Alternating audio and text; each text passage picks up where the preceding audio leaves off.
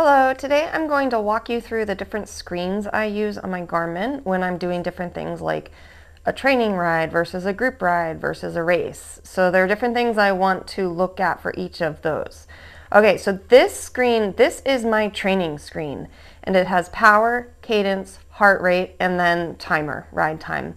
And usually what I'm looking for when I'm training is power or cadence and or heart rate, because I am training one of those three things typically. And that's pretty much all I want to see. I also use the lap screen a lot when I'm doing intervals, and I like to see my 3-second power, my cadence, my heart rate, and then the average lap power. That's very useful for interval training. Okay, now this one is my race screen. And I might toggle different things during a race, but typically this is what I want to see. I want to see distance, power, heart rate, and elapsed time. Distance is important because if you know the course, for example, oh, there's a climb that starts 20 miles in, that's why you need to know distance. Power and heart rate, honestly, in races, I might not look at that because really a race is how you're responding to the other people. But in the races I do, I tend to be riding by myself on climbs a lot, or like getting in a little breakaway or pulling. So I do want to know my power and heart rate in those moments, like if I'm doing more of a solo effort, so I don't go too hard, or it encourages me to go a little bit harder. And the reason I have elapsed time on there is because this is my eating and drinking reminder. It's very easy to lose track of time in a race.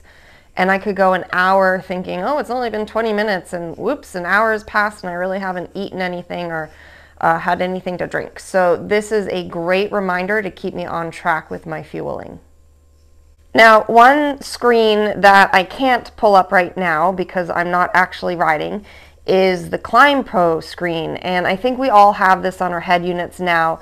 We all probably know it. We all probably use it. It's amazing. I highly recommend it. It will pop up if you have a route loaded on a Garmin, and it will tell you how long the climb is, how steep it is, and that's really great so you know sort of how much time you have left on the climb, and it helps you measure how much effort to give so you don't blow up. Now, another one that I might use during a race or during a ride where I'm not that familiar with the terrain is the map, especially for a very long descent. Like when I'm in Europe, descending down there could be some tight hairpin turns, so I look at the map to see those. And this one might come as a surprise to you. This is often the screen I put on when I'm doing a local hard group ride. And you might ask why. Well, the reason is because none of these metrics matter whatsoever in a group ride.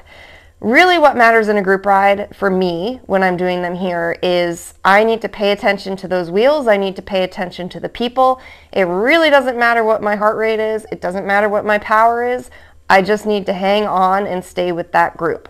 So I sometimes find looking at metrics a little distracting, and actually they can kind of derail me. Like if I look and my power is really high or my heart rate's really high, I might think, oh no, I'm gonna blow up, and then I blow up because I think I'm gonna blow up. Whereas if I didn't see that, maybe I would actually have a little bit more energy and I could hold on. So I set it on this screen, so I'm almost riding blind, and I find that that really helps me to focus a lot better.